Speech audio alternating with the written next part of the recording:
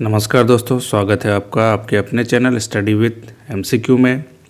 जैसे कि आप जानते हैं कि पीवाईक्यू सीरीज़ चल रही है। पिछले सालों के क्वेश्चन पेपर्स को हम सॉल्व कर रहे हैं। जैसा कि मैंने पहले भी बताया है कि छात्र साल भर पढ़ाई करते हैं, है ना, और उसके बावजूद भी उनका सिलेक्शन नहीं हो पाता है। उसका सबसे बड़ा कारण पीवाईक्यू सॉल्व नहीं करना है। तो इस श्रृंखला में अभी तक हमने 4 पेपर किए हैं। आज हम लेकर आए हैं 5वां पेपर जो 2025 में हुआ उत्तराखंड में। आरओ का पेपर हुआ है। महाधिवक्ता कार्यालय यानी कि असिस्टेंट एडवोकेट जनरल जो कि नैनीताल में हुए, है ना, जिसका ऑफिस, उसमें आरओ की जो पोस्ट निकली थी उसका पेपर इस साल हुआ था। उसमें 200 क्वेश्चन आए थे। ये पेपर बहुत ही अच्छा पेपर है क्योंकि 200 क्वेश्चन आपको पिछले सालों के मिल जा रहे हैं। इनको सॉल्व करने से आपको पेपर का पैटर्न पता चलेगा, किस तरीके के क्वेश्चन एग्जामिनर पूछ रहा है, आयोग आपसे कौन से क्वेश्चन पूछेगा, उनकी लैंग्वेज क्या रहेगी। एक ही टाइप के क्वेश्चन को घुमा घुमा के हर एग्जाम में पूछा जाता है। तो बार बार सॉल्व करने से आपका कॉन्फिडेंस लेवल बढ़ेगा। तो ज़्यादा समय न गवाते हुए शुरू करते हैं आज का पहला प्रश्न।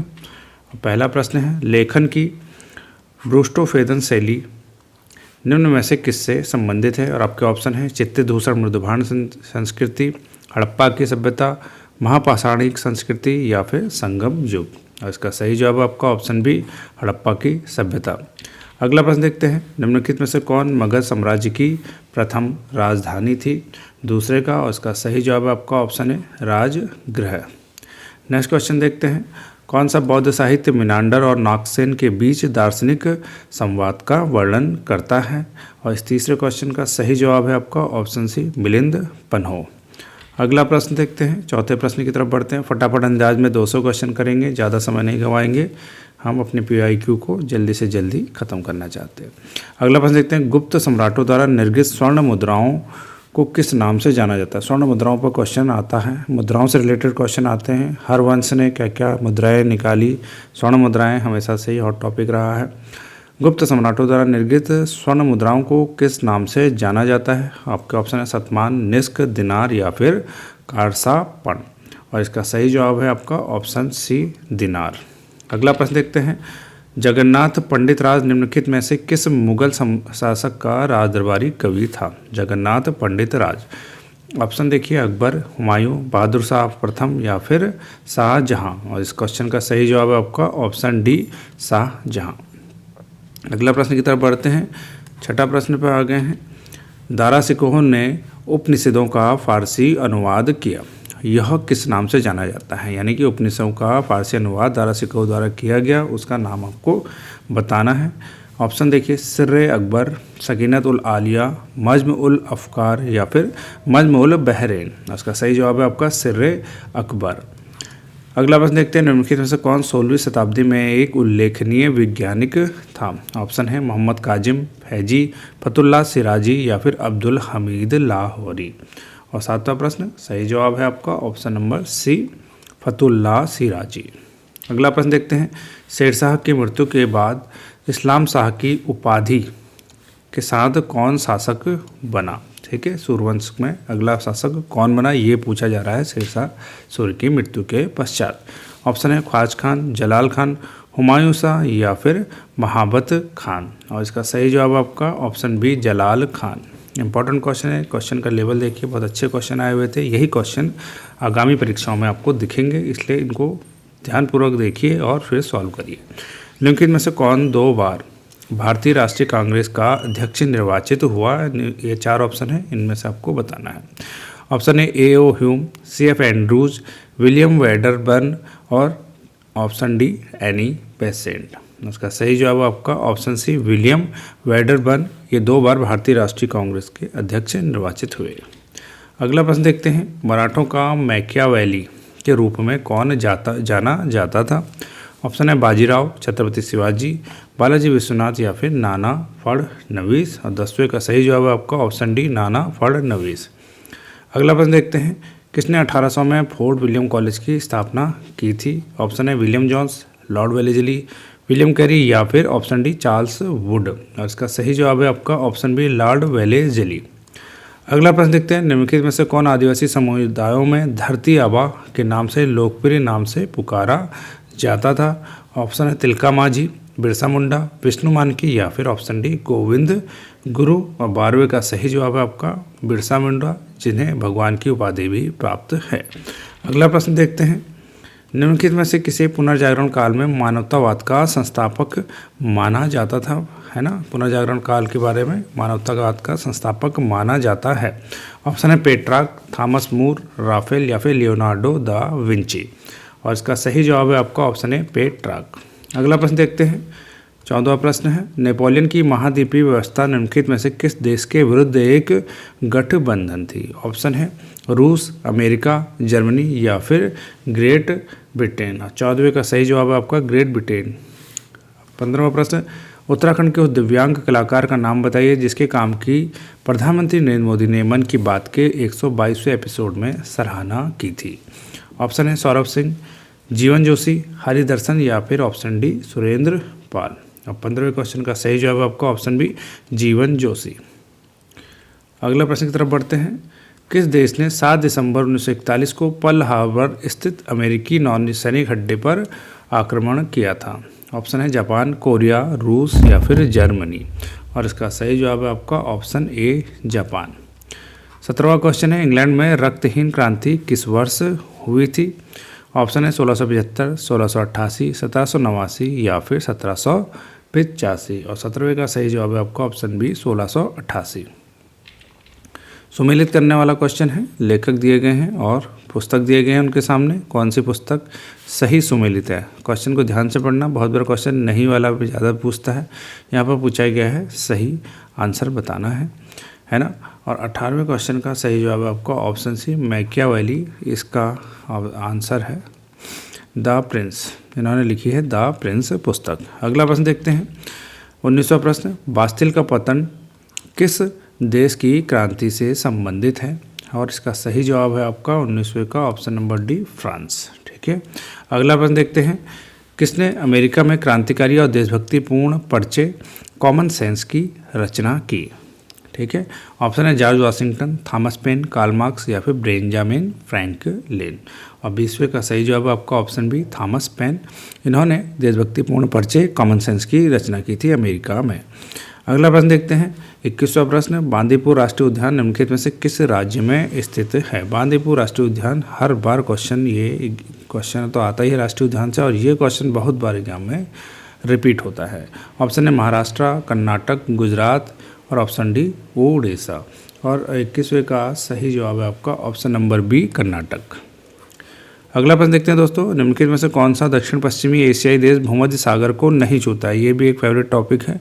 भूमध्य सागर हो, काला सागर हो, इनके आसपास के जितने भी कंट्री हैं, है ना, इनसे लगे हुए जिनकी भी सीमाएं हैं, उनको ज़रूर आप अपने नोट्स में शामिल करिए।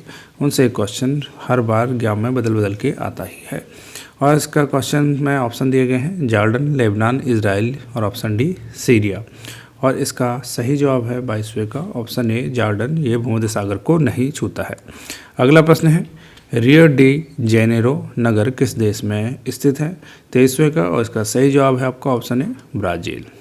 नेक्स्ट क्वेश्चन देखते हैं, भारत में केंद्र शासित प्रदेशों की संख्या कितनी है। और 24वें का सही जवाब है आपका ऑप्शन सी 8। 28 स्टेट हैं और 8 यूटी या केंद्र शासित प्रदेश हैं। निम्नलिखित में से किस राज्य में वर्ष 2001 से 2011 के बीच जनसंख्या की ऋणात्मक वृद्धि दर रही है। ऑप्शन देखिए मेघालय, मणिपुर, नागालैंड और ऑप्शन डी सिक्किम। इसका सही जवाब है आपका ऑप्शन सी नागालैंड। ठीक है, अगला प्रश्न देखते हैं, 26वां प्रश्न, इलायची की पहाड़ियाँ मुख्यतः निम्नलिखित में से किस राज्य में स्थित हैं। ऑप्शन है गोवा, केरल, महाराष्ट्र या फिर ऑप्शन डी मेघालय। और इसका सही जवाब है आपका option B Kerala. Next question देखते हैं, सुएज नहर निम्नलिखित में से किन 2 सागरों को जोड़ती है। सुएज नहर, है ना, इम्पॉर्टेंट टॉपिक है ये भी। और इसका सही जवाब है आपका ऑप्शन है लाल सागर और भूमध्य सागर, इसको जोड़ती है सुएज नहर। 27वें का option A is the right answer. Next question देखिए, प्रथम विश्व युद्ध का तात्कालिक कारण क्या था, है ना।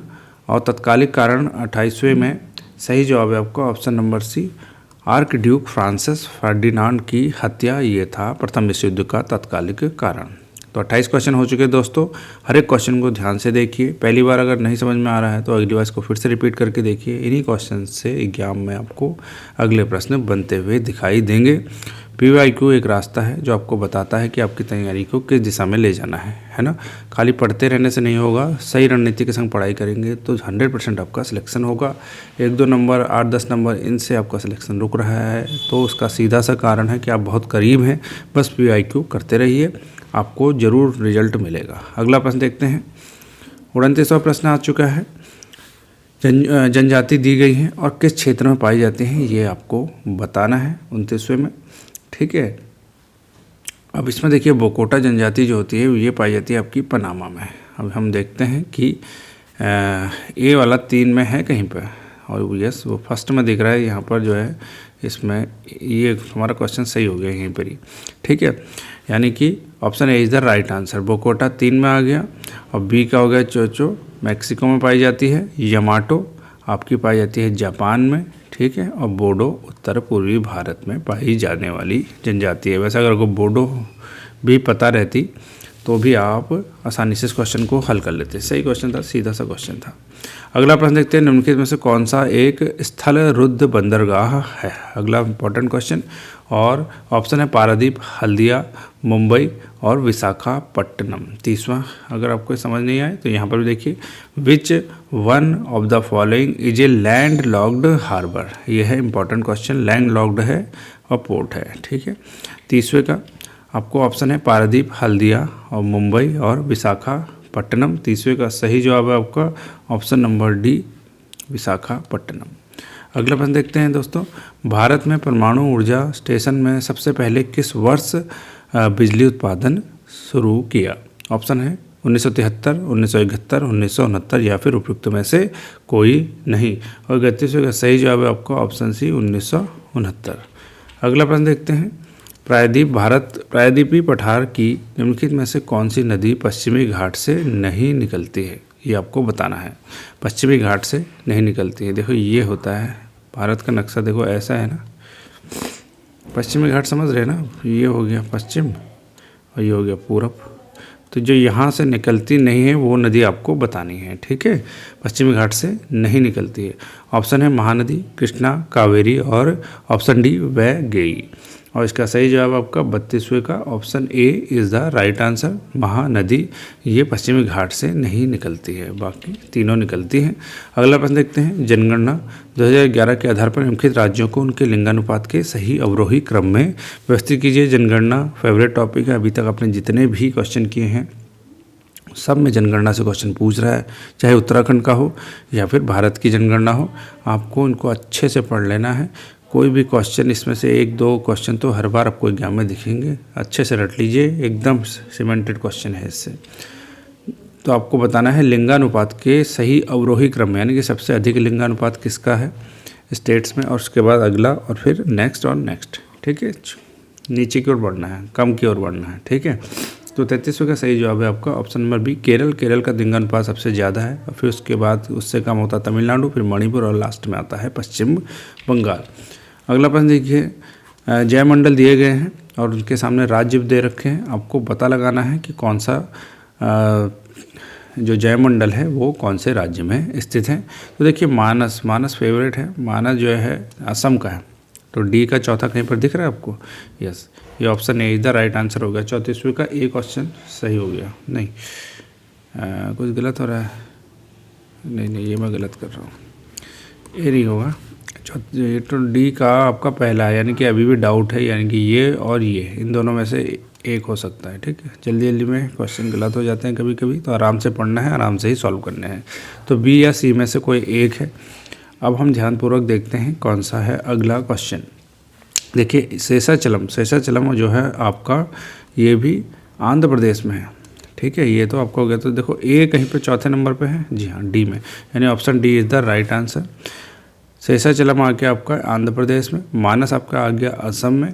अगस्तमलाई कहाँ पर है? अगस्तमलाई है आपका ऑप्शन बी के हिसाब से केरल में ही है। और नोकरेक आपका मेघालय में। चारों ही इंपॉर्टेंट है, शेषाचलम, अगस्तमलाई और नोकरेक और मानस। बार बार क्वेश्चन एग्जाम में इनसे पूछता है।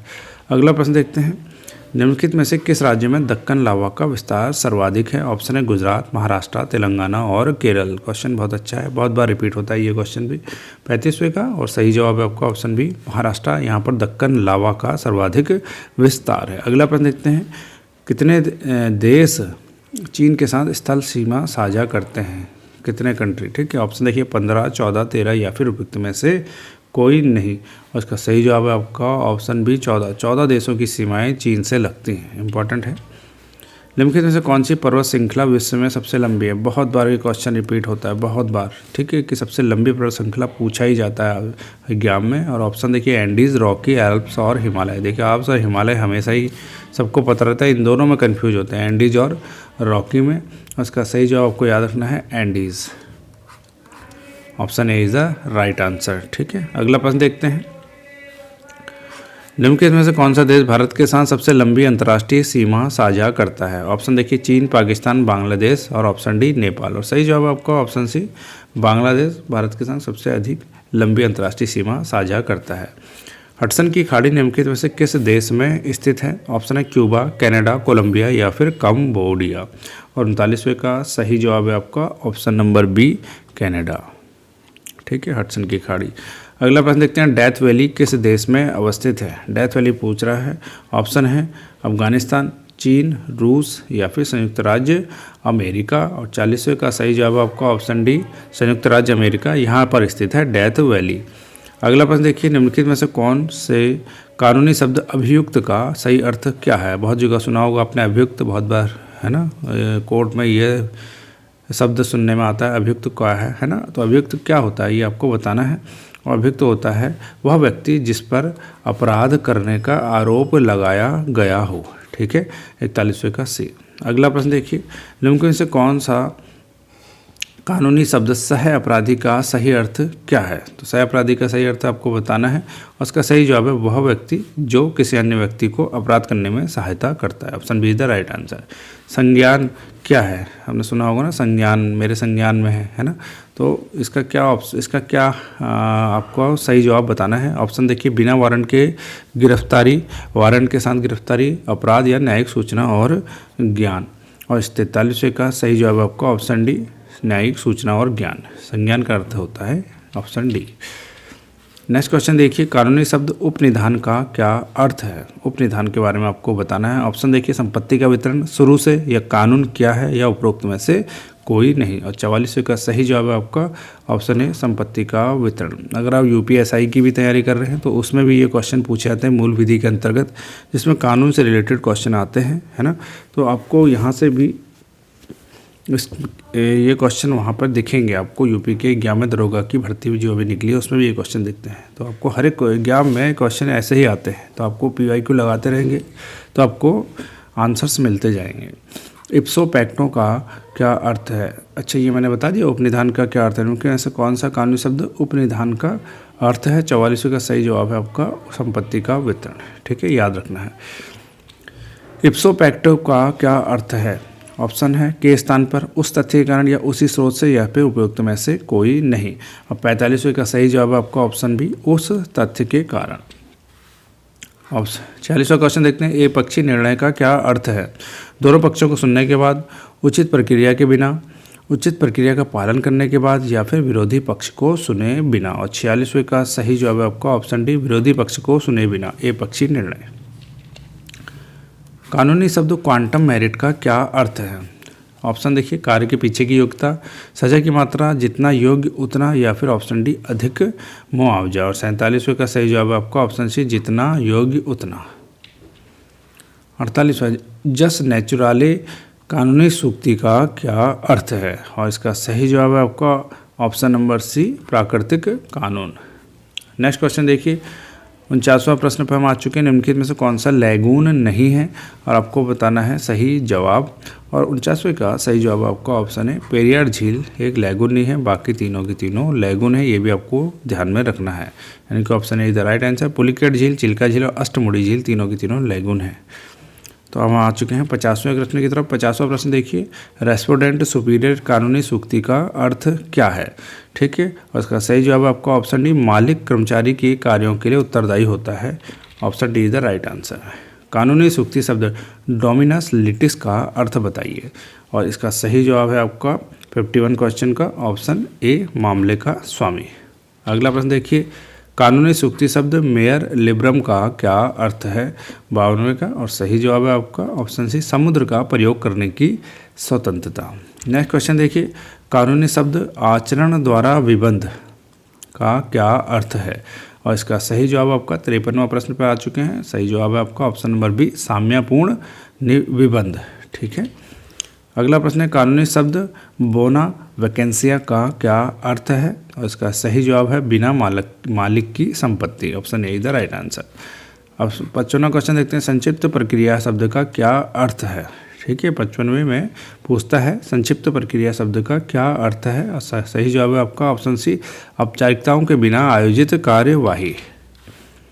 नेक्स्ट क्वेश्चन है, निम्नलिखित में से कौन सा कानूनी शब्द बोनाफाइड यानी कि सद्भावनापूर्वक का क्या अर्थ होता है।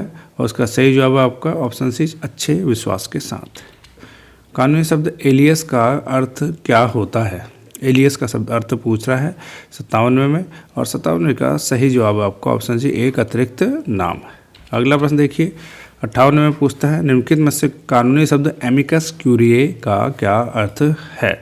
और इसका सही जवाब है आपका ऑप्शन बी, न्यायालय का मित्र।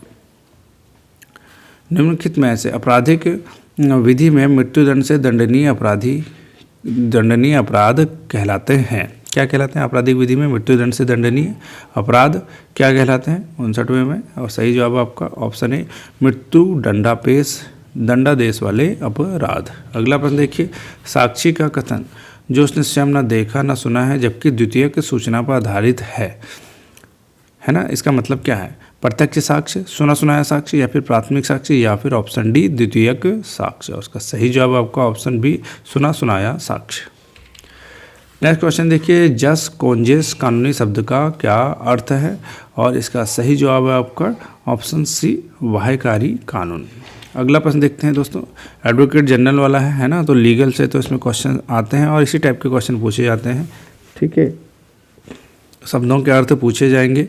तो आपको पैटर्न समझ में आ रहा है कैसे क्वेश्चन आर ओ के एग्जाम में एडवोकेट जनरल के ऑफिस में जब ये आर ओ की भर्ती निकलती है तो उसमें कैसे क्वेश्चन पूछे जाते हैं। हर एक चीज़ का मिक्स होता है, लीगल का भी इसमें पार्ट आ जाता है, कानूनी चीज़ों को भी इसमें पूछा जाता है। तो 62वें प्रश्न की तरफ बढ़ते हैं। 1933 में कैम्ब्रिज में पहली बार पाकिस्तान शब्द का प्रयोग किसने किया था। और इसका सही जवाब है आपका ऑप्शन ए, चौधरी रहमत अली। इन्होंने पहली बार पाकिस्तान शब्द का प्रयोग किया था 1933 में कैम्ब्रिज में। नेक्स्ट क्वेश्चन देखिए, भारत में रैयतवाड़ी भू राजस्व बंदोबस्त किसने शुरू किया था। और इसका सही जवाब है 63वें का option number D, sir Thomas Munro. बहुत बार ये क्वेश्चन पूछा जाता है एग्जाम में, है ना, इंपॉर्टेंट क्वेश्चन है। रैयतवाड़ी, महलवाड़ी, ये जो भू राजस्व है व्यवस्था, इनके बारे में आपको पता होना है, आप इनको नोट करिए। ठीक है, विलियम बेंटिक के सामाजिक सुधारों के संदर्भ में सही विकल्प का चयन करें। मतलब उन्होंने क्या क्या समाप्त किया है ना, वो आपको बताना है। 64वें का सही जवाब है आपका ऑप्शन डी, सभी किया था उन्होंने। ठगी प्रथा का अंत भी किया था, सती प्रथा की समाप्ति की, कन्या भ्रूण हत्या पर रोक लगाई थी विलियम बेंटिक ने। अगला प्रश्न देखते हैं, निम्नलिखित को कालानुक्रमिक क्रम में व्यवस्थित करें। अदालत प्रणाली, मेयर कोर्ट, उच्च न्यायालय या फिर सर्वोच्च न्यायालय। तो इनको जो है एक काल के अनुसार कालानुक्रमिक क्रम में व्यवस्थित करेंगे, पहले कौन आएगा फिर अगला कौन आएगा। ठीक है, तो 65वें का सही जवाब है आपका ऑप्शन नंबर बी, 2, 1, 4 और 3। सबसे पहले मेयर कोर्ट, ठीक है, और फिर आता है अदालत प्रणाली, और फिर आता है आपका सर्वोच्च न्यायालय, और फिर लास्ट में आया है तीसरे नंबर पे उच्च न्यायालय। यानी कौन पहले बना है ये आपको बताना है। अगला प्रश्न देखते हैं, बंगाल, बिहार और उड़ीसा में अदालत प्रणाली कब लाई गई थी। 66वें का सही जवाब है आपका ऑप्शन नंबर ए, 1772 में। इंपॉर्टेंट क्वेश्चन है, बहुत बार एग्जाम में पूछा जाता है अदालत प्रणाली के बारे में। 1857 के विद्रोह को किसने सुनियोजित राष्ट्रीय स्वतंत्रता संग्राम की संज्ञा दी है। 1857 के विद्रोह से संबंधित बहुत सारी बातें रहती हैं कि किसने इसे क्या नाम दिया है, उससे भी क्वेश्चन हिस्ट्री में बनता है, मॉडर्न हिस्ट्री का क्वेश्चन है। और इसका सही जवाब है आपका option number C, Vinayak Damodar Savarkar. इन्होंने बोला था 1857 के विद्रोह को सुनियोजित राष्ट्रीय स्वतंत्रता संग्राम। अगला प्रश्न देखिए, लॉर्ड रिपन के सुधारों के संदर्भ में सही विकल्प चुनना है, यानी कि उन्होंने कौन सा सुधार किया था इन चारों में से, ये आपको बताना है। 68वां प्रश्न में पहुंच चुके हैं और इसका सही जवाब आपका ऑप्शन डी, फैक्ट्री अधिनियम भी इन्होंने किया, भूमि और किराएदारी सुधार भी इन्होंने किया, शिक्षा में सुधार। लॉर्ड रिपन एक अच्छा वायसराय यहाँ पर माना जाता है। अगला प्रश्न देखिए, प्लासी की लड़ाई किस वर्ष में लड़ी गई? 69वां, और सही जवाब है आपका 1757। अवध और ईस्ट इंडिया कंपनी के बीच बक्सर का युद्ध कब लड़ा गया था? उसका सही जवाब आपका 1764। ये क्वेश्चन इंपॉर्टेंट है, प्लासी की लड़ाई हो, बक्सर का युद्ध हो, ये इंपॉर्टेंट है, हिस्टोरिकल घटनाएं हैं और इनको सुमेलित करने में भी बहुत बार क्वेश्चन पूछा जाता है। ठीक है, पीसीएससी क्वेश्चन में इन्हीं में से क्वेश्चन आया था कि कालानुक्रम क्रम में इन्हें व्यवस्थित करिए, तो ये दो भी उसमें ऑप्शन दिए गए थे, जो आपने देखा भी होगा पिछले पीआईक्यू में। अगला प्रश्न देखते हैं, लॉर्ड कॉर्नवालिस ने किस जुडिशियल प्लान के द्वारा कार्यपालिका एवं न्यायपालिका को अलग किया? ये आपको बताना है। 71वें का सही जवाब है आपका ऑप्शन सी, 17वां जुडिशियल प्लान 1793, ये है आपका सही जवाब। अच्छा, एक चीज़ और है कि कार्यपालिका को न्यायपालिका से अलग करने वाला हमारा आर्टिकल है, आर्टिकल नंबर 50। अनुच्छेद पूछता है कभी कभी, तो ये भी आपको याद रखना है। 50 करके ऐसे याद रखिएगा तो आपको याद हो जाएगा। क्रिप्स मिशन, बहुत बार क्वेश्चन पूछा गया, क्रिप्स मिशन, कैबिनेट मिशन कब भारत में आया? ठीक है, तो क्रिप्स मिशन आता है भारत में 1942 में। अगला प्रश्न देखते हैं दोस्तों, 73वें प्रश्न पर आ चुके हैं, किसने बंगाल में स्थायी भू राजस्व व्यवस्था को लागू किया था? ऑप्शन देखिए, Lord Clive, Lord Cornwallis, Lord Dalhousie या फिर उपरोक्त में से कोई नहीं, और इसका सही जवाब है आपका लॉर्ड कॉर्नवालिस। इसने बंगाल में स्थायी भू राजस्व व्यवस्था को लागू किया था। अगला प्रश्न देखते हैं, निम्नलिखित में से ऐतिहासिक घटनाएं दी गई हैं, उसके सामने के वर्ष दिए गए हैं, उनसे आपको मिलान करना है कि कौन कब हुआ था। ठीक है, यह आपका 74वां प्रश्न। और देखिए ध्यान से देखिए, मार्लो मिंटो सुधार अगर आपने देखा है तो ये 1909 में हुआ है, इंपॉर्टेंट था ये। तो डी का चौथा कहीं पर दिख रहा है, ऑप्शन ए में ही दिख रहा है, तो option A is the right answer हो जाएगा। ठीक है, तो अब बाकी को भी हम मिला लेते हैं, कभी कभी आगे ये क्वेश्चंस मिलाने के लिए आएंगे। देखो, विनियम अधिनियम हो गया आपका तीसरे में 1773 में, भारत सरकार अधिनियम आपका हो गया, इसके सामने लिखा है 1935 में, इंपॉर्टेंट था भारत सरकार अधिनियम, इसी पर बेस्ड है हमारा आज का संविधान का काफ़ी पार्ट इससे लिया गया है। ठीक है, भारत परिषद अधिनियम आपका ऑप्शन सी, जो सी है भारत सरकार परिषद अधिनियम, इससे किससे मिल जाएगा? 1861 से, यानी कि सी का पहला, ये भी आपको याद रखना है। अगला प्रश्न देखते हैं, पिट्स इंडिया एक्ट कब पारित हुआ था? और उसका सही जवाब आपका ऑप्शन बी 1784 में। 75वें का सही जवाब होगा ऑप्शन बी। लैप्स का सिद्धांत किसने दिया था? ये भी क्वेश्चन बहुत बार एग्जाम में पूछा गया है, और इसका सही जवाब है आपका ऑप्शन सी, लॉर्ड डलहौजी ने। ठीक है, अगला प्रश्न देखते हैं, किस आयोग ने प्रांतों में दोहरा शासन स्थापित समाप्त करने की सिफारिश की थी? इंपॉर्टेंट है ये भी। ठीक है, सारे क्वेश्चन ही इंपॉर्टेंट है, आपको हर एक क्वेश्चन को अच्छे से पढ़ना है। अगर आपको आते हैं या आप पढ़ाई कर रहे हैं तो आप मिलाइए आपको कितने क्वेश्चन आ रहे हैं और कहाँ पर आप रुक रहे हैं, तो यही क्वेश्चन एग्जाम में भी आएंगे इसी तरीके की, तो आपको अभी से प्रैक्टिस करनी है। ठीक है, तो क्वेश्चन क्या है, किस आयोग ने प्रांतों में दोहरा शासन समाप्त करने की सिफारिश की थी? 77वां प्रश्न, और सही जवाब है आपका ऑप्शन बी, साइमन आयोग। अगला प्रश्न देखते हैं दोस्तों, मोहम्मद अली जिन्ना ने अपना 14 सूत्री प्रस्ताव कब पेश किया था? बहुत बार ये क्वेश्चन आता है, और इसका सही जवाब है 78वें का ऑप्शन नंबर ए, 1929। इसी समय मोतीलाल नेहरू ने अपनी रिपोर्ट दी थी, नेहरू रिपोर्ट, उसी समय 14 सूत्री प्रस्ताव भी जिन्ना ने पेश किया था। अगला प्रश्न देखते हैं, 1835 में स्थापित प्रथम विधि आयोग का अध्यक्ष कौन था? 79वें का सही जवाब है आपका ऑप्शन सी, लॉर्ड मेकाले। अगला प्रश्न देखते हैं, भारतीय दंड संहिता 1860 निम्नलिखित में से किस वर्ष लागू हुई थी? ठीक है, ये अधिनियम है, अधिनियम 1860 का है, लेकिन लागू होने की आपसे वर्ष पूछता है, और उसका सही जवाब है आपका ऑप्शन नंबर सी, 1862 में।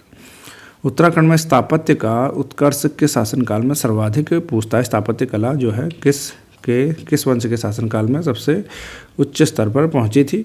और 81वें का सही जवाब है आपका ऑप्शन नंबर सी, कत्यूरियों के काल को बोला जाता है स्वर्ण काल। अगला प्रश्न देखते हैं, कुमाऊं के किस कमिश्नर को ईस्ट इंडिया कंपनी द्वारा नेपाल में अपना राजनीतिक एजेंट नियुक्त किया गया था? इंपॉर्टेंट क्वेश्चन है, देखिए किस तरीके के क्वेश्चन उत्तराखंड से पूछता है, ये भी आपको नोट करने हैं। 82वें का option B is the right answer, Edward Gardiner, इन्हें बनाया गया था नेपाल में ईस्ट इंडिया कंपनी के द्वारा राजनीतिक एजेंट। ठीक है, अगला प्रश्न देखते हैं। 83वें निम्नलिखित में से किसने कुमाऊं में कस्तूरबा महिला उत्थान मंडल की स्थापना की? ऑप्शन देखिए, कुमाऊं में कस्तूरबा महिला उत्थान मंडल की स्थापना की थी। ऑप्शन है सल्ला बहन, मीरा बहन, राधा बहन या फिर लक्ष्मी टमटा। और 83वें का सही जवाब आपका ऑप्शन है सल्ला बहन। औपनिवेशिक काल में कुमाऊं से प्रकाशित होने वाले निम्नलिखित समाचार पत्रों में कौन सा हिंदी और उर्दू दोनों में छपता था? ऑप्शन है अल्मोड़ा अखबार, शक्ति, स्वाधीन प्रजा या फिर समय विनोद। और 84वें का सही जवाब है आपका ऑप्शन डी समय विनोद, जो कि हिंदी और उर्दू दोनों में छपता था। कुमाऊं के किस चंद शासक ने अपनी राजधानी को चंपावत से अल्मोड़ा में स्थानांतरित किया? कितने बार ये क्वेश्चन रिपीट हुआ है ना, तो आपको अच्छे से याद रखना है। 85वें का सही जवाब है आपका ऑप्शन बी बालो कल्याण चंद। अगला प्रश्न देखते हैं दोस्तों। 86वें प्रश्न पर हम आ चुके हैं। उत्तराखंड के ग्रामीण अंचल में कैनी किसे कहा जाता था? ये भी देखो शब्द आजकल पूछे जाते हैं। ठीक है, जो भी ग्रामीण अंचलों में शब्द पूछे जाते हैं, चलते हैं, प्रचलित हैं, उनसे रिलेटेड क्वेश्चन एग्जाम में पूछा जा रहा है। ऑप्शन है भूदास, भूस्वामी, व्यापारी या फिर राजस्व अधिकारी किसे बोला जाता था? कैनी। और 86वें प्रश्न सही जवाब है आपका ऑप्शन नंबर ए भूदास, इन्हें बोला जाता था कैनी। ग्रामीण अंचलों में कैनी होता था भूदास। उत्तराखंड में गूंठ नामक भूमि किसको प्रदान की जाती है? कितने बार ये क्वेश्चन रिपीट होता है, बार बार क्वेश्चन इन्हीं एग्जाम से पूछे जाते हैं। और आपका सही जवाब है आपका 87वें का ऑप्शन नंबर डी मंदिरों के पुजारी। ठीक है, इनको ये भूमि प्रदान की जाती थी, यानी मंदिरों को जो भूमि प्रदान की जाती थी उसे बोला जाता था गूंठ, उत्तराखंड में। अगला प्रश्न देते हैं। गढ़वाल कलम निम्नलिखित से किससे संबंधित है? 88वें प्रश्न का सही जवाब है आपका ऑप्शन नंबर ए चित्रकला। यह चित्रकला की एक शैली है गढ़वाल कलम। गढ़वाल कलम संबंधित है आपकी चित्रकला से। जो किस सिख गुरु के विषय में मान्यता है कि उन्होंने मुगल राजकुमार दारा सिकोह की सहायता की थी?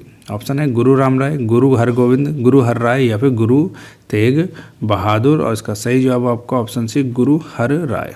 अगला प्रश्न देखिए। यंग इंडिया पत्रिका किसने निकाली थी? ऑप्शन है बाल गंगाधर तिलक, एम.के. गांधी, लाला लाजपत राय या फिर उपरोक्त में से कोई नहीं। और 90 important question, MK. Gandhi, Mahatma Gandhi, इन्होंने निकाली थी यंग इंडिया पत्रिका। अगला प्रश्न देखते हैं। चंदवंश के किस शासक को मुगल बादशाह अकबर ने 84 माल परगना के राजस्व अधिकार प्रदान किए थे? ये क्वेश्चन आपसे पूछा जा रहा है और आपको इसका जवाब देना है।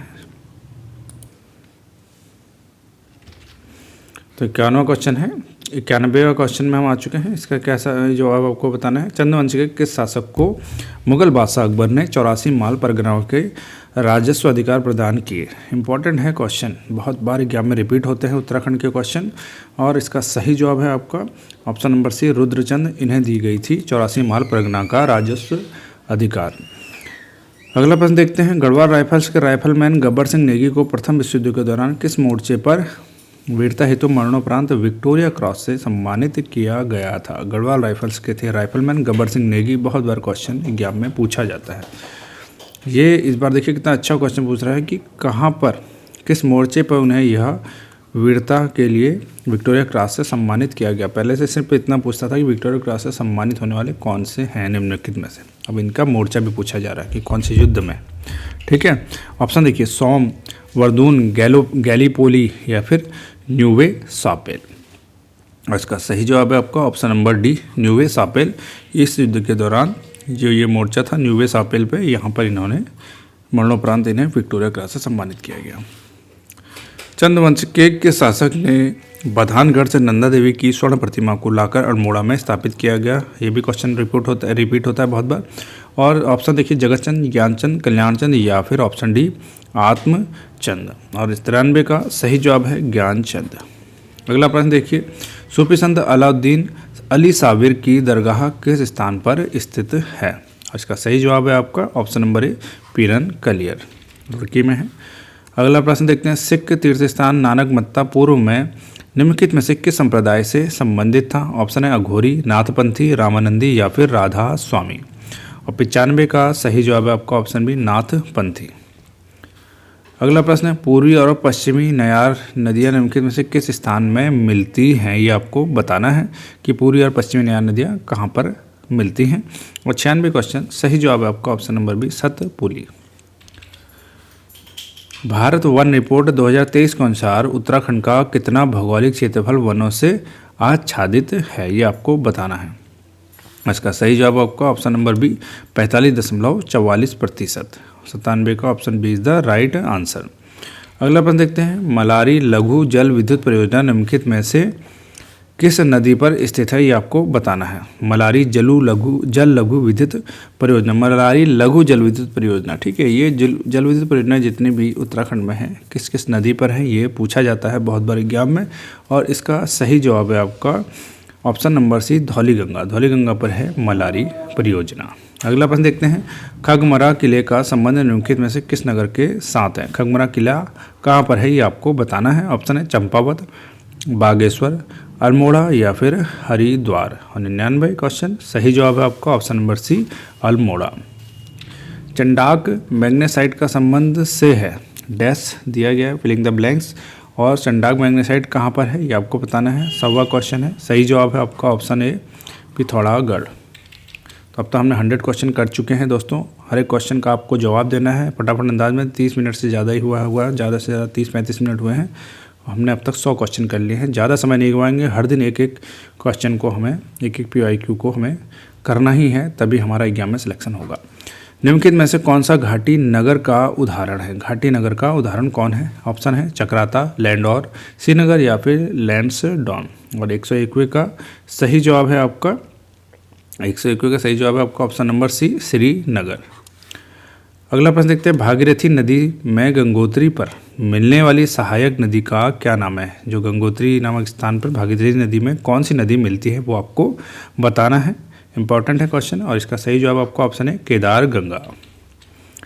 निम्नलिखित में से कौन लघु हिमालय की दक्षिणी सीमा को बनाता है, जब आपको बताना। ये क्वेश्चन हर एग्जाम में इस साल पूछा ही गया है।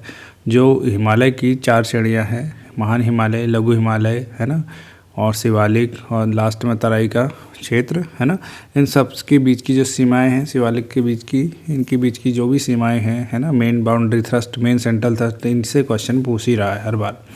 और इसका सही जवाब आपको बताना है। 103 का सही जवाब ऑप्शन नंबर बी मुख्य सीमा क्षेप, ठीक है। इसे इंग्लिश में भी देख लेते हैं 103वें को, ठीक है। 103वां क्वेश्चन कहते हैं, which of the following makes the south end boundary of the lesser Himalaya. और इसका सही जवाब क्या बताया हमने 103 का B main boundary thrust, MBT बोलते हैं इसको, ठीक है। अब अगले प्रश्न पर हम आते हैं। 103 प्रश्न हो चुके हैं। 104 प्रश्न देखिए, निम्नलिखित में से कौन जियोलॉजी ऑफ द हिमालय शीर्षक की पुस्तक के लेखक हैं। ऑप्शन है DN Wadia, EH POCSO, A गैंसर या फिर CS मिडिलमेस। और 104वें क्वेश्चन का सही जवाब है ऑप्शन नंबर सी A गैंसर। हैली राष्ट्रीय उद्यान की स्थापना निम्नलिखित में से किस वर्ष हुई थी। 105वां प्रश्न सही जवाब है 1936। आज की डेट में इसका क्या नाम है, ये आपको कमेंट बॉक्स में जरूर बताना है। Very very important. देखो नाम बदल बदल के क्वेश्चन पूछ रहा है, आपको बताना होगा इसका सही नाम। उत्तराखंड विशेष एकीकृत औद्योगिक उन्नयन नीति निम्नलिखित में से किस वर्ष लागू की गई थी। ऑप्शन है 2007, 2008, 2009 या फिर 2010। और इसका सही जवाब आपका ऑप्शन बी 2008। गढ़वाल के पवार शासक जयपाल ने अपनी राजधानी को चाँदपुर गढ़ी से कहाँ स्थानांतरित किया था। इंपॉर्टेंट है ये भी क्वेश्चन, सारे ही क्वेश्चन इंपॉर्टेंट है। ऑप्शन है टिहरी, देवलगढ़, बधानगढ़ या फिर श्रीकोट। और इसका सही जवाब आपका ऑप्शन बी देवलगढ़। देवलगढ़ में इन्होंने अपनी राजधानी स्थानांतरित की थी। पहले चाँदपुर गढ़ी थी और फिर देवलगढ़ आ गए। उत्तराखंड राज्य युवा महोत्सव 2024 की थीम क्या थी। उत्तराखंड में जो भी आपके इस समय आयोजन होते हैं, चाहे वो स्टेट लेवल के हों, चाहे नेशनल लेवल के हों या फिर इंटरनेशनल लेवल के, उन्हें आपने ज़रूर नोट करना है। करंट अफेयर का पार्ट है। और इसका सही जवाब है आपका 108वें का सही जवाब ऑप्शन नंबर ए विज्ञान एवं प्रौद्योगिकी में नवाचार, यह है इसका सही जवाब। भारत राज्य वन रिपोर्ट 2021 के अनुसार, अब 2021 की पूछ रहा है वन रिपोर्ट, निम्नलिखित में से किस जनपद का कुल क्षेत्रफल के प्रतिशत के रूप में सबसे अधिक वन आच्छादित क्षेत्र है। 109वां सही जवाब ऑप्शन नंबर सी नैनीताल। आज की डेट में परसेंटेज में सबसे अधिक वन आच्छादित कौन है, ये आपको बताना है लेटेस्ट रिपोर्ट के अनुसार। लेटेस्ट रिपोर्ट जरूर पढ़िएगा वन रिपोर्ट की, बहुत क्वेश्चन उससे इस साल पूछे जा रहे हैं, है ना। ये तो 2021 की रिपोर्ट से पूछा गया, लेकिन 2023 वाली जो रिपोर्ट आई है 18वीं वन रिपोर्ट, वो आपको अच्छे से रटी होनी चाहिए। बजट अनुमान 2024-25 के अनुसार निम्नलिखित में से कौन सा उत्तराखंड राज्य में व्यय का सबसे बड़ा मद है? ठीक है, ऑप्शन है मतलब एक्सपेंडिचर में कौन इनमें से ज़्यादा होता है, ये आपको बताना है। ऑप्शन ए सहायक अनुदान, ऑप्शन बी ब्याज लाभांश, ऑप्शन सी पेंशन, या ऑप्शन डी वेतन भत्ते और मजदूरी। 110वें का सही जवाब है आपका ऑप्शन डी वेतन भत्ते और मजदूरी, इसमें सरकार का सबसे ज़्यादा खर्चा होता है। अगला प्रश्न देखते हैं, निम्नलिखित में से कौन सा एक युग्म सही सुमेलित नहीं है? मैं कह रहा था ना नोट वाले क्वेश्चन आते हैं, नोट पर ज़्यादा फोकस करना है। 4 ऑप्शन में से 3 ऑप्शन सही हैं, एक क्वेश्चन जो है इसके सामने वाला ऑप्शन गलत है, वो आपको छांटना है कौन है वो। और इसका सही जवाब आपका 111वें का ऑप्शन नंबर डी बिनसर वन्यजीव अभ्यारण्य। ये बागेश्वर में नहीं है, ये कहाँ पर है? ये अल्मोड़ा में है। अगला प्रश्न देखते हैं, बाकी देखिए इनके नाम भी नोट के लिए। फूलों की घाटी कहाँ पर है? चमोली में है। गंगोत्री उत्तरकाशी में है। सोन नदी वन्यजीव अभ्यारण्य कहाँ है? पौड़ी गढ़वाल में है। तो ये तीनों के तीनों क्वेश्चन तो सही हो गया, ये क्वेश्चन गलत हो गया और इसका सही जवाब है आपका अल्मोड़ा। तो option D is the right answer. Uttarakhand में मुख्यमंत्री सौर स्वरोजगार योजना के अंतर्गत एक व्यक्ति की आयु वर्ग की अर्हता क्या है, यानी कि कौन एलिजिबल होगा, कितनी आयु तक के व्यक्ति एलिजिबल हैं मुख्यमंत्री सौर स्वरोजगार योजना के अंतर्गत। और इसका सही जवाब है आपका 112वां प्रश्न, सही जवाब है आपका ऑप्शन नंबर ए 18 वर्ष से लेकर 65 वर्ष तक। नेक्स्ट क्वेश्चन देखिए, उत्तराखंड के किस जनपद में लेखक गांव नाम से एक अनूठी सांस्कृतिक पहल की घोषणा की? करंट अफेयर का पार्ट है, बहुत ही इंपॉर्टेंट है, एग्जाम में आगामी परीक्षा में जरूर दिखेगा ये भी। और ऑप्शन देखिए देहरादून, नैनीताल, अल्मोड़ा या फिर हरिद्वार। और इसका सही जवाब है आपका ऑप्शन नंबर ए देहरादून। 113वें का option number A is the right answer. अगला प्रश्न देखिए, मानस खंड माला मिशन इंपॉर्टेंट निम्नलिखित में से किस से संबंधित है? ऑप्शन है महिला विकास, नगर विकास, ग्राम्य विकास या फिर मंदिरों में अवस्थापना सुविधा। 114वें का सही जवाब है आपका ऑप्शन नंबर डी। कुमाऊं के मंदिरों के ऊपर यह मानसखंड माला मिशन चलता है। ठीक है, उत्तराखंड सरकार ने हथकरघा एवं हस्तशिल्प विकास को अपनी पहचान देने के लिए क्या ब्रांड का क्या नाम दिया? हर एग्जाम में इस साल ये क्वेश्चन पूछा ही गया है, फेवरेट क्वेश्चन बन गया आयोग का। और इसका सही जवाब है 115वें का ऑप्शन नंबर बी हिमाद्री। अलग अलग तरीक़ों से पूछा गया और इसका सही जवाब है हिमाद्री ब्रांड। निम्नलिखित इनमें से कौन सी चीज़ उत्तराखंड लोकसभा में अनुसूचित जातियों के लिए आरक्षित है? और आपका सही जवाब है 116वें का ऑप्शन नंबर ए अल्मोड़ा। टोटल सीटें कितनी हैं लोकसभा की? 5 सीटें हैं, है ना। और 5 सीटों में से एक सीट जो अल्मोड़ा वाली है वो अनुसूचित जातियों के लिए यानी एससी के लिए आरक्षित है। अगला प्रश्न देखते हैं, निम्नलिखित में उत्तराखंड की दूसरी राजभाषा कौन है? और इसका सही जवाब है आपका ऑप्शन नंबर बी संस्कृत।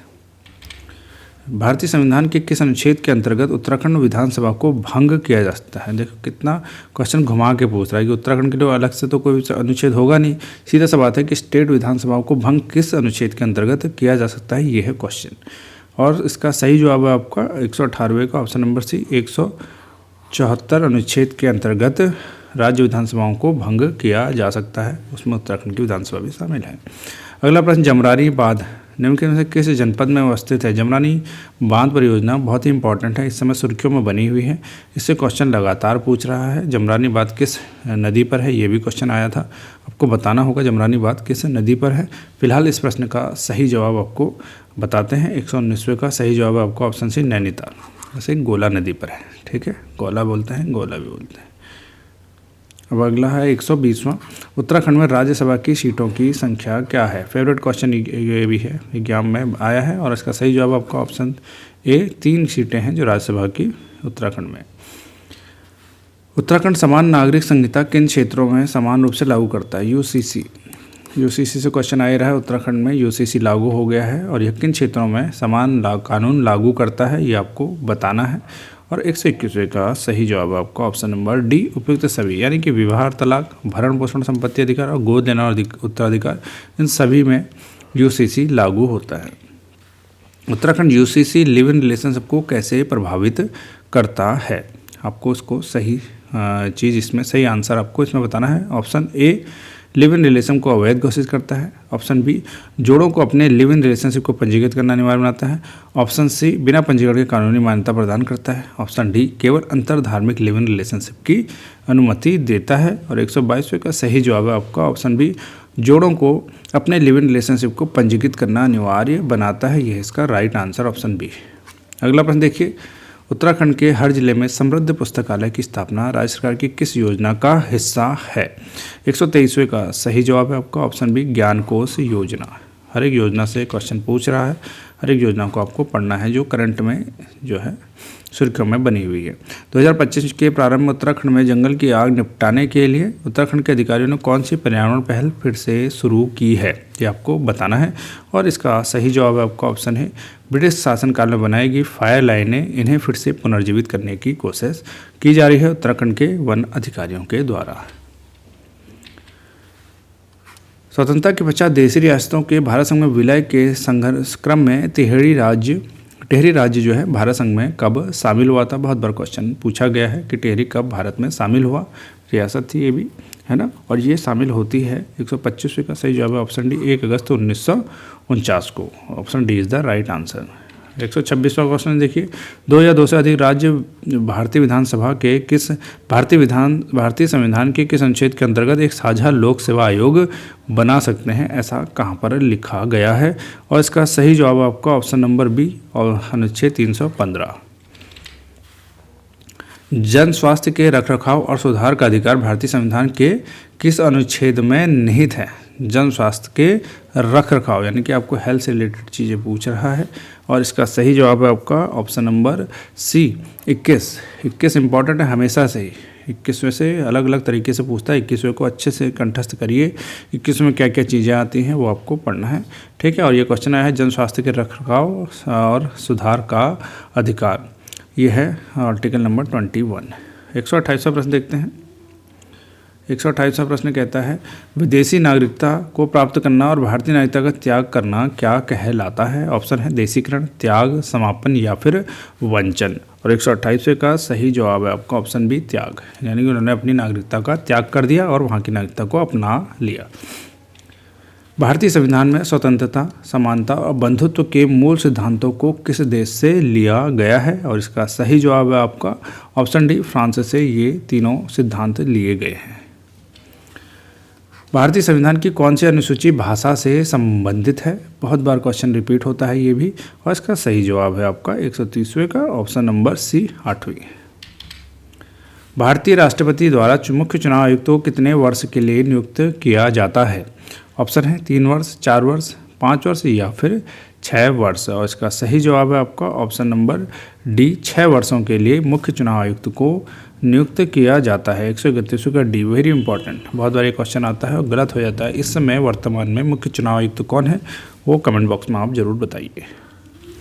निम्नलिखित में से कौन उत्तराखंड की प्रथम महिला मुख्य सचिव है? ठीक है, इंपॉर्टेंट क्वेश्चन है। उत्तराखंड में कोई भी महिला बहुत ही हाई पोस्ट पे पहुंचे तुरंत आपको बताना होगा। अगर पहली है तो वो जरूर एग्जाम का पार्ट बनती है। राधा रतूड़ी, नेहा सिंह, कुसुम कंडवाल या फिर उर्वशी चौहान। और इसका सही जवाब है आपका ऑप्शन है राधा रतूड़ी, उत्तराखंड की प्रथम महिला मुख्य सचिव है। भारत में संसदीय शासन प्रणाली कहाँ से ली गई है? और इसका सही जवाब है आपका ऑप्शन बी, ब्रिटेन। भारतीय संविधान को विश्व का सबसे बड़ा और विस्तृत संविधान किसने कहा है? 134वें का सही जवाब है आपका option B, sir Ivor Jennings. इन्होंने कहा था विश्व का सबसे बड़ा और विस्तृत संविधान भारत के संविधान को। भारत में सूचना का अधिकार अधिनियम किस वर्ष लागू हुआ था? 135वां क्वेश्चन। और इसका सही जवाब है आपका ऑप्शन नंबर ए, 2005 में सूचना का अधिकार अधिनियम लागू होता है। प्रसाद का सिद्धांत भारतीय संविधान के किस अनुच्छेद से संबंधित है ना? 136वां क्वेश्चन आ चुका है। और इसका सही जवाब है आपका ऑप्शन नंबर डी, अनुच्छेद 310। हर एक आर्टिकल से आजकल क्वेश्चन पूछता है। जो इंपॉर्टेंट आर्टिकल्स है सब पढ़िए, वो PIQ से आपको पता चलेंगे कि कौन से आर्टिकल्स पूछे जा रहे हैं। 106वां संविधान संशोधन अधिनियम 2023 किससे संबंधित है? संविधान संशोधन जो हाल फिलहाल में होते हैं उन पर भी अपनी नज़र बनाए रखनी है। और 106वां संविधान संशोधन अधिनियम 2023, 137वां प्रश्न। और उसका सही जवाब है आपका ऑप्शन नंबर ए, महिला आरक्षण से संबंधित था। इसे क्या बोला गया था? इसका एक नाम था नारी बंधन विधेयक। इंपॉर्टेंट है ये भी। भारत के संविधान के अंतर्गत समवर्ती सूची के तहत आने वाले सही विकल्प को चुनना है। ध्यानपूर्वक क्वेश्चन को पढ़िएगा और उसका ऑप्शंस को चुनिएगा, सही जवाब आपको बताना है। मत्स्य पालन, जनगणना, गैस तथा गैस संबंधी कार्य या फिर आर्थिक और सामाजिक योजना कौन सा समवर्ती सूची के अंतर्गत आएगा, ये आपको बताना है। और इसका सही जवाब आपका आर्थिक और सामाजिक योजना। भारतीय संविधान के अनुच्छेद 243 जी के अंतर्गत किस विषय को पंचायत को नहीं सौंपा गया है, ये आपको बताना है। ऑप्शन है गरीबी उन्मूलन कार्यक्रम, परिवार कल्याण, पुस्तकालय या फिर अग्निशमन सेवाएं। और 139वें का सही जवाब है आपका अग्निशमन सेवाएं, ये पंचायतों का विषय नहीं है। भारत का संविधान राष्ट्रीय आपातकाल के लिए अनुच्छेद 352 के अंतर्गत या कारण आधार की बात करता है। निम्न में से कौन सा एक कारण आधार नहीं है, यानी कि आपको बताना है कि राष्ट्रीय आपातकाल किस आधार पर लगाया जा सकता है और कौन सा नहीं है पूछ रहे हैं, कौन सा नहीं है, यानी 4 में से 3 तो हैं सही और 1 है गलत। ऑप्शन है युद्ध के दौरान भारत की सुरक्षा को खतरा, ऑप्शन बी बाहरी आक्रमण से भारत की सुरक्षा को खतरा, ऑप्शन सी सशस्त्र विद्रोह या फिर ऑप्शन डी आंतरिक शांतिपूर्ण आंदोलन। ये इसके हिसाब से आपकी इमरजेंसी नहीं लगती है, यानी कि option D is the right answer. बाकी तीनों के हिसाब से इमरजेंसी लगती है भारत में।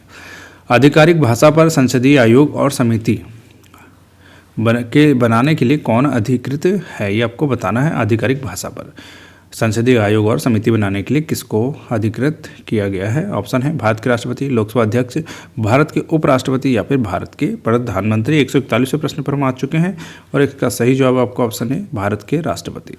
फटाफट अंदाज में ज़्यादा समय नहीं गंवाना है, फटाफट हमें PYQ खत्म करने हैं, इसी से हमारी तैयारी को एक सही मार्ग मिलेगा।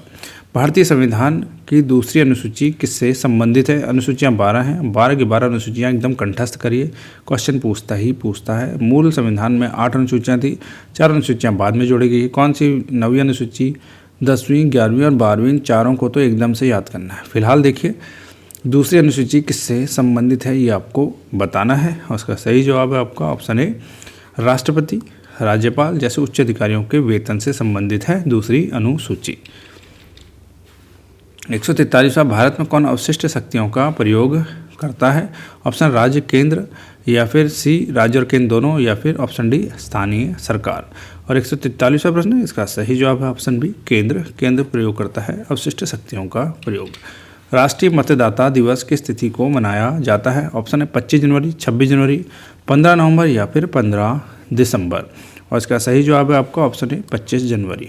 भारत में प्रत्येक वर्ष किस दिन को संविधान दिवस मनाया जाता है? उसका सही जवाब आपका 26 नवंबर। 146वां प्रश्न। अब देखिए कंप्यूटर से रिलेटेड क्वेश्चन कैसे आते हैं। ये क्वेश्चन आपको सीधे सीधे मार्क्स दिलाते हैं, तो ये बहुत ही इजी क्वेश्चन होते हैं। आप अच्छे से पढ़ेंगे और इन्हीं PYQs को लगाएंगे तो इन्हीं में से क्वेश्चन रिपीट हो जाएंगे आपके, काफ़ी क्वेश्चन बनते हैं इन्हीं से।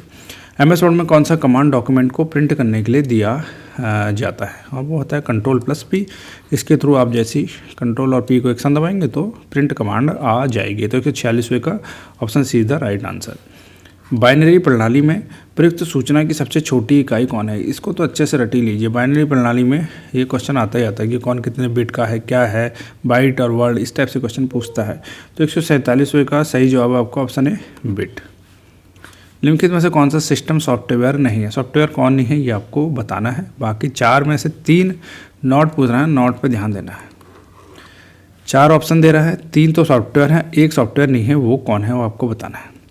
ऑप्शन देखिए linkers, device driver, operating system या फिर वर्ड प्रोसेसर। और इसका सही जवाब आपका वर्ड प्रोसेसर कोई सॉफ्टवेयर नहीं होता है, बाकी तीनों के तीनों सॉफ्टवेयर है। ISP शब्द का क्या अर्थ है? ISP शब्द का क्या अर्थ है ये आपसे पूछा जा रहा है और उसका सही जवाब आपका इंटरनेट सर्विस प्रोवाइडर, ये है इसका सही जवाब। 150वां क्वेश्चन। निम्नलिखित से कौन सी कंप्यूटर सिस्टम में उपयोग की जाने वाली बस का प्रकार नहीं है, आपको बताना है। ऑप्शन देखिए डेटाबेस, पता बस, सूचना बस या फिर नियंत्रण बस। इसको अगर आप इंग्लिश में पढ़ेंगे तो ज़्यादा अच्छे से समझेंगे। What are the programs and instruction. 150वें में आ गए थे। Which of the following is not a type of bus used in computer system? Data bus, address bus, information bus या फिर कंट्रोल बस। तो 150वें का सही जवाब है आपका option number C information bus. Option C is the right answer. ठीक है, इसका क्या सही जवाब हो गया? सूचना बस नहीं है। ठीक है, अगला बस देखते हैं 151वां। वे प्रोग्राम और निर्देश जो कंप्यूटर को उसका प्रसंस्करण करने में मदद करते हैं उन्हें क्या कहा जाता है? ऑप्शन है हार्डवेयर, सॉफ्टवेयर, डेटा या फिर उपरोक्त सभी। और 151वें का सही जवाब आपको बताना है। 191 का सही जवाब है ऑप्शन नंबर बी सॉफ्टवेयर। इसको अगर और अच्छे से समझना है तो यहाँ पर देखिए, what are the programs and instructions that help the computer in carrying out their processing is known as, जिससे कि वो अपने प्रोसेसिंग को आगे बढ़ाएं, उसे क्या कहते हैं? सॉफ्टवेयर कहते हैं। अगला प्रश्न देखते हैं। 152वां प्रश्न पर हम आ चुके हैं। इंटरनेट पर सुरक्षित संचार के लिए कौन सा प्रोटोकॉल का उपयोग किया जाता है, ये आपको बताना है। और इसका सही जवाब है आपका 152वें का ऑप्शन नंबर सी HTTPS। ऐसा आ जाता है तो सिक्योरिटी वाला हो जाता है, ठीक है। OSI मॉडल की कितनी पेयर्स होती हैं? लेयर्स पूछ रहा है OSI मॉडल की। और 153वें का सही जवाब है आपका ऑप्शन नंबर सी 7 परतें होती हैं। निम्न में से कौन सेकेंडरी स्टोरेज का उदाहरण है? रजिस्टर, कैश, रैम या फिर हार्ड डिस्क। और इसका सही जवाब है आपका option number D hard disk. निम्नलिखित में से कौन सा ऑपरेटिंग सिस्टम वास्तविक मल्टीटास्किंग को लागू नहीं करता है? नहीं के बारे में पूछ रहा है, यानी 4 में से 3 तो लागू करते हैं, एक है जो नहीं करता है। और इसका सही जवाब है आपका ऑप्शन सी MS-DOS। EPROM का पूरा नाम क्या है? 156वां प्रश्न। और सही जवाब है आपका option number C erasable programmable read only memory. ROM से तो रीड ऑनली मेमोरी आ गया और EP का अर्थ भी हो गया इरेजेबल प्रोग्रामेबल, ठीक है। अगला प्रश्न देखते हैं 157वां। एक डेटाबेस प्रबंधन प्रणाली है, डैश करके दिया गया है, आपको बताना है यहाँ पर क्या आएगा।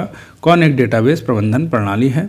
157वें का सही जवाब आ गया आपका option number B MS Access। अगला प्रश्न, निम्नलिखित में से कौन सी लैंग्वेज को दूसरी पीढ़ी की लैंग्वेज माना जाता है? सेकंड जनरेशन लैंग्वेज मानी जाती है, कौन सी है वो? और इसका सही जवाब है आपका ऑप्शन बी असेंबली लैंग्वेज। 159वां प्रश्न, एक निजी नेटवर्क है जो केवल एक ही ऑर्गेनाइजेशन तक सीमित होता है? इंटरनेट, इंट्रानेट या फिर इंट्रानेट या फिर उपरोक्त में से कोई नहीं। 159वां क्वेश्चन, सही जवाब है आपका इंट्रानेट। MS वर्ड मूलतः के लिए प्रयोग किया जाता है? MS वर्ड किस चीज़ के लिए तैयार किया जाता है, ये आपको बताना है। और उसका सही जवाब है आपको ऑप्शन बी विभिन्न दस्तावेज या डॉक्यूमेंट्स तैयार करने के लिए हम MS वर्ड का उपयोग करते हैं। 161वां, लोक लेखा समिति के अध्यक्ष को कौन नियुक्त करता है, ये आपको बताना है। 161वें का सही जवाब है आपको ऑप्शन है लोकसभा का अध्यक्ष लोक लेखा समिति के अध्यक्ष को नियुक्त करता है। अगला प्रश्न देखते हैं, साइंस से रिलेटेड क्वेश्चन है। प्रोटीन है, ऑप्शन है एथिलीन के बहुलक, प्रोपिलीन के बहुलक, पॉलीएमाइड या फिर ग्लूकोज के बहुलक। और इसका सही जवाब है आपका ऑप्शन नंबर सी पॉलीएमाइड। अगला प्रश्न है, निम्नलिखित में से कौन एक आहार श्रृंखला यानी फूड चेन का निर्माण करते हैं? ऑप्शन है घास, मछली तथा बकरी, घास, गेहूं तथा आम, घास, गाय और हाथी या फिर घास, बकरी और मानव। और इसका सही जवाब है आपका 163वें का ऑप्शन नंबर डी घास, बकरी और मानव एक फूड चेन का काम करते हैं। पादप हार्मोन कौन है, आपको ये बताना है। इनमें से साइटोकानिन, एस्ट्रोजन, थायरॉक्सिन या फिर इंसुलिन। पादप हार्मोन यानी प्लांट हार्मोन, ठीक है। और 164वें का सही जवाब आपका ऑप्शन है साइटोकाइनिन। पादप में जाइलम उत्तरदायी है, किस चीज़ के लिए उत्तरदायी होता है, ये आपको बताना है। जाइलम ऑप्शन है ऑक्सीजन के वहन के लिए, एमिनो अम्लों के वहन के लिए, जल के वहन के लिए या फिर भोजन के वहन के लिए। और 165वें का सही जवाब आपका ऑप्शन सी जल के वहन के लिए पादपों में जो है जाइलम उत्तरदायी होता है। अगला प्रश्न देखिए, मनुष्यों के शरीर में RBC का औसत जीवन काल क्या होता है, ये क्वेश्चन पूछा जा रहा है। और 166वें का सही जवाब है आपका ऑप्शन नंबर डी 120 दिन RBC का औसत जीवन काल होता है। बेंजीन में सिग्मा बंधों की संख्या क्या होती है? सिग्मा बॉन्ड बेंजीन में कितने होते हैं, मतलब उसकी संख्या पूछ रहा है आपसे सिग्मा बॉन्ड की। ये साइंस केमिस्ट्री का क्वेश्चन है, काफ़ी लोग इससे नहीं परिचित होंगे, तो इसका सीधा सीधा क्वेश्चन का जवाब आप याद रखिएगा। 12 बॉन्ड होते हैं बेंजीन में, ठीक है, सिग्मा बॉन्ड। ग्रीन हाउस गैसें होती हैं, ग्रीन हाउस गैसों से क्वेश्चन पूछा ही जाता है हर बार, तो आपको ये पता होना चाहिए। और ग्रीन हाउस गैसों का सही जवाब है आपका ऑप्शन नंबर है CO2, CH4, N2 और CFC, ये होती हैं ग्रीन हाउस गैसें। दाब की SI इकाई पूछ रहा है, दाब की, ठीक है। और सही जवाब आपका 169वें का ऑप्शन नंबर डी न्यूटन पर मीटर स्क्वायर। अकारिकी और आनुवंशिक रूप से एक समान जीवों के लिए शब्द संरचना क्या है? ऑप्शन देखिए, कोशिका विभाजन, क्लोन, द्विखंडन या फिर मुकुलन। 170वें का सही जवाब है आपका ऑप्शन बी क्लोन। रक्त का थक्का बनाने में कौन सा विटामिन सहायक है? रक्त का थक्का बनाने में कौन सा विटामिन सहायक है? इसका सही जवाब है 171वें का ऑप्शन नंबर सी, विटामिन के। इंपॉर्टेंट है, ठीक है। 171 क्वेश्चन हम कर चुके हैं। अब 172 का देखिए, प्लास्टर ऑफ पेरिस बहुत बार पढ़ा होगा आपने 9th-10th में। इसका रासायनिक सूत्र पूछ रहा है और इसका सही जवाब आपका ऑप्शन नंबर सी, CaSO4 12H2O। दृश्य प्रकाश की तरंग दैर्ध्य की सीमा क्या है? वेव लेंथ पूछ रहा है आपसे दृश्य प्रकाश की, विजिबल लाइट की, है ना, वो आपको बताना है। 173वें का सही जवाब है आपका ऑप्शन नंबर सी, 400 nm से 750 nm। अगला प्रश्न देखिए, 174 में से पेनिसिलिन की खोज किसने की थी? पेनिसिलिन की खोज किसने की थी? 174वां सही जवाब आपका अलेक्जेंडर फ्लेमिंग। जितनों के नाम आ रहे हैं इन सबको भी आपको याद रखना है कि इन लोगों ने क्या क्या खोज की है। ये आप गूगल में सर्च करके ज़रूर बताइएगा मुझे कमेंट बॉक्स में। किस एकलक का प्रयोग नियोप्रिन में किया जाता है? नियोप्रिन में किस एकलक का प्रयोग किया जाता है ये आपको बताना है और उसका सही जवाब आपका ऑप्शन नंबर डी, 2-chloro-1,3-ब्यूटाडाइन। नेक्स्ट क्वेश्चन देखते हैं। कौन सा राज्य, अब देखिए करंट अफेयर के क्वेश्चन, कौन सा राज्य विधानसभा में अनुवाद की सुविधा देने वाला भारत का प्रथम राज्य बना है? 176वें का सही जवाब है आपका ऑप्शन डी, उत्तर प्रदेश। आर्थिक सर्वेक्षण 2024-25 के अनुसार वित्त वर्ष 2026 में भारत की जीडीपी और के बीच बढ़ने की उम्मीद है। 2 ऑप्शन है, इनके बीच में रहेगी, ये आपको बता रहा है 2026 में। और 177वें का सही जवाब है आपका ऑप्शन नंबर सी, 6.3 और 6.8%। 178वां क्वेश्चन, 27 फरवरी 2025 को किसे भारतीय प्रतिभूति और विनिमय बोर्ड का अध्यक्ष नियुक्त किया गया था? ठीक है, आपको ऑप्शन दे रहा है माधुरी भुज, तुहिनकांत पांडे, अजय त्यागी, DR मेहता। और 178वें का सही जवाब है आपका option number B, Tuhin Kanta Pandey. एकदम करंट अफेयर का क्वेश्चन पूछता है, एकदम लेटेस्ट। निम्नलिखित में से कौन सा राज्य पंचायत हस्तांतरण सूचकांक रिपोर्ट में शीर्ष पर रहा है?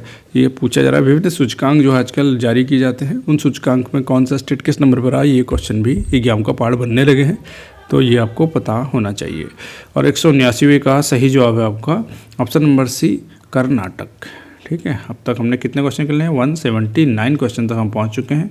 अब 180वें क्वेश्चन पर आ चुके हैं। ये बहुत ही अच्छा पेपर था, इससे आपको आगामी परीक्षा में काफ़ी मदद मिलेगी। कौन सा शहर 2026 एशियाई भारोत्तोलन चैंपियनशिप की मेज़बानी करेगा? ठीक है, अमृतसर, कटक, गुरुग्राम या फिर अहमदाबाद। 2026 में एशियाई भारोत्तोलन चैंपियनशिप भारत में होने वाली है, ये क्वेश्चन यहाँ से आपका बन गया। ठीक है, और कौन से शहर में होगी ये आपको बताना है और इसका सही जवाब आपको ऑप्शन डी, अहमदाबाद। 30 मई 2025 को भारत के प्रधानमंत्री द्वारा उद्घाटन किया जाने वाला Ghatampur thermal power project Uttar Pradesh के किस जिले में स्थित है, ये आपको बताना है और इसका सही जवाब आपका कानपुर नगर। PPP मॉडल पर आधारित भारत का पहला हरित कचरा प्रसंस्करण संयंत्र निम्नलिखित में से किस शहर में स्थापित किया गया है? 182वां क्वेश्चन, सही जवाब आपका ऑप्शन सी, इंदौर। इंदौर काफ़ी फेमस है। इंदौर जो है अभी तक स्वच्छ शहरों की श्रेणी में पहले स्थान पर बना पिछले 8 सालों से। जल जीवन मिशन JJM के 100% कवरेज का लक्ष्य प्राप्त करने के लिए इसे किस वर्ष तक बढ़ा दिया गया है, ये आपसे क्वेश्चन पूछा जा रहा है और इसका सही जवाब है 183वें का ऑप्शन नंबर बी, 2028। जल जीवन मिशन कहाँ तक बढ़ा दिया गया? देखो रिसेंट का टॉपिक है, 2028 तक बढ़ा दिया गया। ये क्वेश्चन पूछेगा एग्जाम में आगे। जल लचीलेपन के लिए फॉरवर्ड फास्टर सस्टेनेबिलिटी अवार्ड 2025 किस संस्था ने जीता है और इसका सही जवाब आपका ऑप्शन नंबर ए, NTPC ने। भारत के किस राज्य ने युवाओं को सशक्त बनाने के लिए राजीव युवा विकासम योजना 2025 शुरू की है?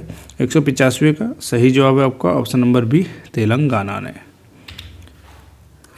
अप्रैल 2025 में आयोजित छठे बिम्स्टेक शिखर सम्मेलन का मेजबान निम्नलिखित में से कौन सा देश था और इसका सही जवाब आपका ऑप्शन डी, थाईलैंड। अंतर्राष्ट्रीय महिला दिवस 2025 के अभियान का विषय क्या था? थीम पूछ रहा है, थीम पूछी जाती है ना, तो ये आपको याद रखने से पर्यावरण दिवस की क्या थीम रही, ऐसे करके क्वेश्चन पूछता है। अंतर्राष्ट्रीय महिला दिवस 2025 का थीम क्या थी, ये आपको बताना है और उसका सही जवाब आपका ऑप्शन सी, तेजी से कार्रवाई करें, एक्सेलरेटेड एक्शन, ये था इस बार का थीम। निम्नलिखित में से पेट्रोल किस प्रकार का रसायन है, किस प्रकार का केमिकल है, ये आपको बताना है और इसका सही जवाब आपका हाइड्रोकार्बन। 189 प्रश्न देखिए, किस राज्य में राष्ट्रीय राजधानी क्षेत्र के आधार पर राज्य राजधानी क्षेत्र की सुनियोजित योजना तैयार की गई है ना, यानी कि in which state well planned state capital region यानी SCR बनाया जाएगा। अब SCR जैसे कि NCR आपने सुना होगा ना, north national capital region NCR, ऐसे SCR बनाया जा रहा है। कहाँ बनाया जा रहा है वो आपको बताना है। काफ़ी इंपॉर्टेंट क्वेश्चन है। सही जवाब है आपका उत्तर प्रदेश। भारत ने म्यांमार भूकंप 2025 में प्रभावित लोगों के लिए कौन सा ऑपरेशन शुरू किया गया था। ऑपरेशन जो रिसेंट में चर्चाओं में रहे हों वो पूछे जाते हैं। और म्यांमार में भूकंप आया था 2025 में, इस पे भारत ने अपना ऑपरेशन शुरू किया था, है ना, उनकी मदद करने के लिए। उसका क्या नाम है ये पूछा जा रहा है। उसका सही जवाब आपका ऑप्शन डी, ऑपरेशन ब्रह्मा। अभी रिसेंट में श्रीलंका में जो अभी तूफ़ान आया है ना, दितवाई, तो उस तूफ़ान की वजह से वहाँ पर काफ़ी जनमान की हानि हुई है ना। तो उसमें भारत ने अपना सागर बंधु ऑपरेशन शुरू किया है। ये भी आपको नोट करना है। ये मैंने अभी करंट अफेयर के रिसेंट टॉपिक आया है नवंबर दिसंबर की, जितने भी हैं वो आप जरूर देखिएगा। उससे आपको काफ़ी क्वेश्चन मिलेंगे जो आगामी परीक्षाओं में जरूर पूछे जाएंगे। 27 फरवरी 2025 को जैव विविधता सम्मेलन CBD का COP कहाँ संपन्न हुआ। COP 16 जो कि COP का मतलब होता है असल में कॉन्फ्रेंस ऑफ पार्टीज, यानी कि सम्मेलन होता है। ये ज़्यादातर जो है इन्वायरमेंट से रिलेटेड अलग अलग टाइप के सम्मेलन है। इसमें जैव विविधता से सम्मेलन है, उससे बोला जाता है COP 16। COP 16 मतलब 16 नंबर का हो गया है, ठीक है। तो COP 16 कहाँ पर संपन्न हुआ है, COP 16 ये आपको बताना है। ये 27 फरवरी 2025 को है। तो ये चर्चा में बना रहेगा, आगे आगामी परीक्षाओं में पूछा ही जाएगा। और इसका सही जवाब आपका रोम है। इंपॉर्टेंट है ये। अगला प्रश्न देखिए, द्विवार्षिक बहुराष्ट्रीय वायु अभ्यास INOCHOS 25 की मेज़बानी किसने की थी, ये आपको बताना है। उसका सही जवाब आपका ग्रीस ने। इंपॉर्टेंट है ये भी। अप्रैल 2025 के पहले सप्ताह में भारत की राष्ट्रपति द्रौपदी मुर्मू ने किन 2 देशों का दौरा किया था, आपको ये बताना है। और इसका सही जवाब है 193 का ऑप्शन नंबर C, पुर्तगाल और स्लोवाकिया। अगला प्रश्न देखिए, 27 फरवरी 2025 को भारत के दौरे पर आए यूरोपीय आयोग के अध्यक्ष का नाम बताइए। वेरी वेरी इंपॉर्टेंट है ये। 194 का सही जवाब है option B, Ursula von der Leyen. ये इस बार जो है, जो 2026 जो आ रहा है ना, 26 जनवरी, उसमें ये यूरोपीय आयोग की जो अध्यक्ष हैं ये रहेंगी गणतंत्र दिवस की चीफ गेस्ट। इसके अलावा एंटोनियो कोस्टा भी रहेंगे, ये भी यूरोपीय यूनियन के अध्यक्ष हैं, ठीक है। इंपॉर्टेंट है ये दोनों क्वेश्चन। निम्नलिखित में से किसने 27 मई 2025 को माउंट एवरेस्ट पर सबसे अधिक चढ़ने का अपना ही रिकॉर्ड तोड़ा है। और इसका सही जवाब है आपको ऑप्शन C, कामी सीता शेरपा ने। इंपॉर्टेंट है, मई हाल की ही घटना है, इसलिए आपको याद रखना है। उत्तराखंड के ह्यूग और स्वर्गीय कॉलिन गेजर को उनके किस क्षेत्र में योगदान के लिए पद्मश्री पुरस्कार 2025 से सम्मानित किया गया था। वेरी वेरी इंपॉर्टेंट, ह्यूग और कॉलिन गेजर को, ठीक है, ये बताना है आपको। इसका सही जवाब आपको ऑप्शन नंबर B, साहित्य के क्षेत्र में उनके योगदान के लिए पद्मश्री पुरस्कार उन्हें प्राप्त हुआ था। उत्तराखंड सरकार ने राज्य की भूतापीय यानी कि जियोथर्मल क्षमता का पता लगाने और उसका विकास के लिए किस देश के साथ समझौता ज्ञापन पर हस्ताक्षर किए हैं। और 97 का सही जवाब आपका आइसलैंड। उत्तराखंड में दुनिया का सबसे ऊंचा ट्रैकिंग रूट कौन है, जो हाल ही में खबरों में था। जो भी खबरों में बने रहेंगे वो क्वेश्चन एग्जाम के पार्ट बनेंगे। और इसका सही जवाब है आपका ऑप्शन नंबर C, जनकताल। दुनिया का दूसरा सबसे ऊंचा ट्रैकिंग रूट है। अब ये पूछेगा जनकताल कहाँ है, वो आपको कमेंट बॉक्स में बताना है। सुचेता सतीश जो हाल ही में 140 भाषाओं में गायन का विश्व रिकॉर्ड बनाकर सुर्खियों में थी, किस राज्य से हैं, ये आपको बताना है। और इसका सही जवाब आपका ऑप्शन D, केरल। फरवरी 2025 में आर्टिफिशियल इंटेलिजेंस यानी AI शिखर सम्मेलन का आयोजन कहाँ पर हुआ, ये आपको पूछा जाएगा। AI इस समय हॉट टॉपिक है, इससे रिलेटेड क्वेश्चन एग्जाम का पार्ट बन रहे हैं। इससे रिलेटेड जो भी सम्मेलन होते हैं वो आपको नोट करना है। फरवरी में हुआ था AI का एक्शन शिखर सम्मेलन। और इसका सही जवाब है आपका option A, Paris. Very very important, हमने 200 MCQ यानी 200 क्वेश्चंस हमने पूरे कर लिए हैं PYQ के, ठीक है। तो इस तरीके से हम अपनी तैयारी को जो है आगे बढ़ा रहे हैं दोस्तों। इसी तरीके से अगला भी क्वेश्चन पेपर में लेकर आऊँगा तेज़ी से। अब तब तक पढ़ते रहिए, हर एक PYQ को अच्छे से सॉल्व करिए, इससे आपको एग्जाम में बहुत सहायता मिलेगी। यकीन मानिए आपका सिलेक्शन ज़रूर होगा। तो तब तक के लिए दोस्तों नमस्कार, जय हिंद।